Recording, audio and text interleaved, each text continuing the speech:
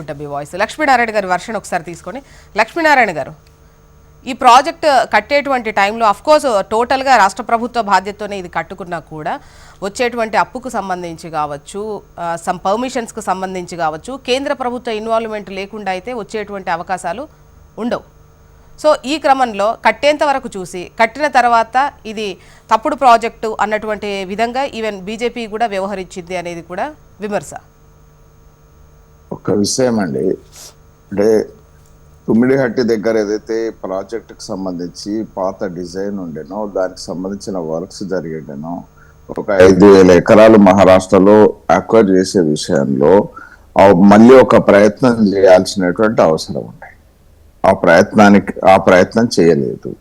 36,000 కోట్లతోని 17 లక్షల ఎకరాలకు నీళ్ళు ఇచ్చేటువంటి అవకాశం చాలా దగ్గర గ్రావిటీ తక్కువ కరెంటు ఉపయోగంతో ఉండే ఆ ప్రయత్నం ఒకవేళ ప్రభుత్వంగా ముఖ్యమంత్రిగా వచ్చినటువంటి పరిస్థితుల్లో మహారాష్ట్రలో బీజేపీ ప్రభుత్వం ఉన్నటువంటి సందర్భంలో దేశంలో మోదీ గారు ప్రధానమంత్రిగా ఉన్నటువంటి సందర్భంలో ఆ దృష్టికి ఈ యొక్క 5,000 ఎకరాల అక్వైర్ విషయంలో తీసుకొని పోవాల్సినటువంటి అవసరం తీసుకొని పోలేదు. రెండో విషయం రీడిజైన్ పేరుతో అంటే ఎంత దీనికి విద్యుత్ వినియోగం అవుతుంది, ఎంత కాస్ట్ అవుతుంది, కాస్ట్ బెనిఫిట్ రేషియో ఏంది, ఏదైనా ప్రాజెక్టు అది ఇరిగేషన్ ప్రాజెక్ట్ కావచ్చు, ఇండస్ట్రీ కావచ్చు, ఏదైనా కావచ్చు, దానికి సంబంధించి కాస్ట్ బెనిఫిట్ రేషియో అనేటువంటిది చూస్తారు. కాస్ట్ బెనిఫిట్ రేషియో విషయంలో కేంద్ర ప్రభుత్వాన్ని తప్పుదోవ పట్టించినటువంటి పరిస్థితి. 17 లక్షల ఎకరాలు కొత్త ఆయకట్టు, మరొక 17-18 లక్షల ఎకరాలు ఉన్న ఆయకట్టును స్థిరీకరణ అనే పేరుతో ఈ ప్రాజెక్టు పూర్తయిన తర్వాత 50,000 ఎకరాలకు మించి ఎప్పుడు కూడా నీళ్ళు ఇచ్చినటువంటి పరిస్థితి లేదు. అంటే 34 లక్షల ఎకరాలని కేంద్ర ప్రభుత్వాన్ని మభ్యపెట్టినటువంటి పరిస్థితి. అంటే ఇది 34 లక్షల ఎకరాలకు ఈ ఇన్వెస్ట్మెంట్ ను చూయిస్తే ఆహా ఇది జెన్యునే అని అనమాట. ఇది తప్పు. మరి డిపిఆర్ లో 80,000 కోట్లు చూపించి దాన్ని ఇప్పుడు 1,47,000 కోట్లకు పెంచినటువంటి పరిస్థితి ఉంది. ఇది తప్పు. ఈ రకంగా అంటే ఇరిగేషన్ ప్రాజెక్ట్ కట్టుకునే ఈ నెంబర్ ఒకసారి 80,000 కోట్లు వినిపిస్తోంది, ఒకసారి 90 వినిపిస్తోంది, ఒక్కో పార్టీ ఒక్కో నెంబర్ చెప్తోంది. అసలు అక్యురేట్ గా నంబర్ ఎంత? అంటే మొదట్లో 36,000 కోట్లతోని గతంలో అంబేద్కర్ ప్రాణహిత చేవేళ్ళ అంబేద్కర్ ప్రాజెక్టు 36,000 కోట్లతోని 16.5 లక్షల ఎకరాలకు నీళ్ళు ఇచ్చేటువంటి ప్రాజెక్టు. దాని పనులు కాలువల పనులు అయినాయి. అక్కడ మహారాష్ట్ర ప్రభుత్వంలో అభ్యంతరాలు ఎదురవ్వడం వల్ల అది సెటిల్ కాలేదు. మళ్ళా కొత్త ప్రభుత్వం వచ్చిన తర్వాత ఇక్కడ కొత్త ప్రభుత్వం వచ్చింది, అక్కడ కొత్త ప్రభుత్వం వచ్చింది.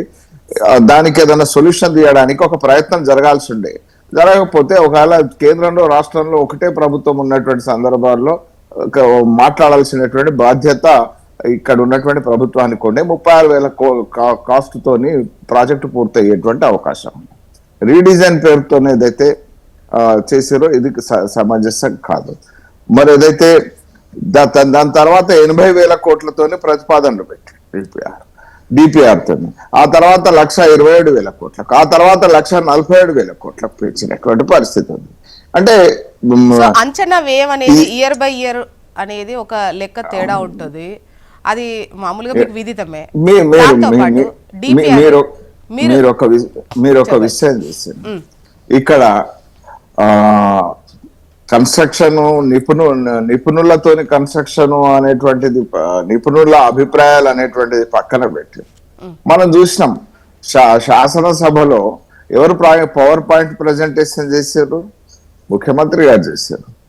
అంటే అసలు పవర్ పాయింట్ ప్రజెంటేషన్ ముఖ్యమంత్రి గారు చేయడం వల్ల అంటే ఇంకా నిపుణుల అభిప్రాయాలు గాని, నిపుణుల ఆలోచనలు గాని ఇంకా దీనికి ఇక్కడ ఒక డౌట్ విభేదిస్తున్నామని అనుకోకపోతే, ఇప్పుడు నిపుణులు ఇచ్చినటువంటి వివరాలతోనే కదా అసెంబ్లీలో ఇప్పుడు చేసిన మంత్రులైనా ఏమైనా ప్రజెంటేషన్స్ ఇస్తే అది టోటల్ వర్క్ అంతా చేసి ఇస్తే కదా వీళ్ళు ప్రజెంట్ చేసేది. ఇక్కడ ఇష్టం వచ్చినట్టు వీళ్ళే గీయడానికి అవుతుందా?